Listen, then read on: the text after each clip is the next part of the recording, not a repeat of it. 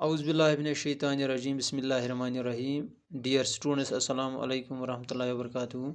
بچوں، آج ہم آپ کلاس 8 کی جو ہسٹری ہے اس میں چیپٹر 2 پڑھنے جا رہے ہیں جس کا نام ہے from trade to territory. From trade to territory اس میں ہم دیکھیں گے کہ کیسے کچھ لوگ یہاں پر تجارت کی، جیسے کہ آپ جانتے ہیں کہ ٹریڈ جو ہے وہ تجارت کو کہتے ہیں، کیسے لوگوں کی ایک جماعت یہاں پر تجارت کرنے کی غرض سے ہندوستان آئی، لیکن آہستہ آہستہ وہ یہاں پر اس بہت بڑے ملک، ہمارا جو ملک بھارت ہے ہندوستان، اس کے ماسٹرز بن گئے، یعنی اس کے حکمران بن گئے۔ یہی کچھ ہم اس میں دیکھیں گے۔ تو سب سے پہلے ہمیں یہ دیکھنا ہے، Aurangzeb was the last powerful ruler of Mughal dynasty. He established control over a very large part of India.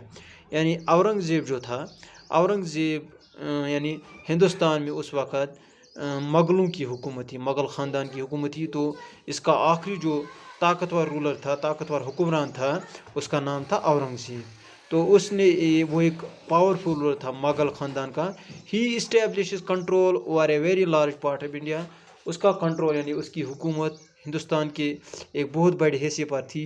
After the death of Aurangzeb in 1707 many Mughal governors, subedars and big زمیندارز began asserting their authority and establishing regional kingdoms۔ یعنی جب اورنگزیب کی وفات ہوئی، 1707 میں اورنگزیب کی وفات ہو گئی، اسی کے ساتھ ہی مغل سلطنت کا جو شیرازہ ہے وہ بکھرنے لگا، یعنی مغل سلطنت کمزور پڑنے لگی۔ مغل حکومت میں جو گورنرز تھے یا بڑے بڑے زمیندار تھے، تو انہوں نے اپنے الگ حکومتیں قائم کی۔ تو کوئی سینٹر میں کوئی ایسی حکومت نہیں رہی جو پورے ملک پر اپنی پکڑ مضبوط بنا سکے۔ تو اس کا خمیازہ پھر ہندوستان کو بھگتنا پڑا۔ By the second half of the 18th century، یعنی 18ویں صدی کے دوسرے نصف میں کیا ہو گیا، ایک new power was emerging on the political horizon, the British.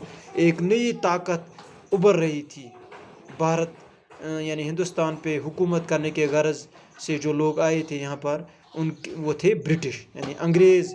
ایک نئی طاقت ابھر رہی تھی مغل سلطنت کا، چونکہ شیرازہ بکھر گیا تھا، کمزور پڑ گئی تھی، تو ایک نئی طاقت ابھر رہی تھی اس دوران ہندوستان میں 18ویں صدی کے وسط میں ہم بتائیں گے۔ تو اس کا نام تھا برٹش یعنی انگریز لوگ۔ British originally came as a small trading company but they became the masters of a vast empire۔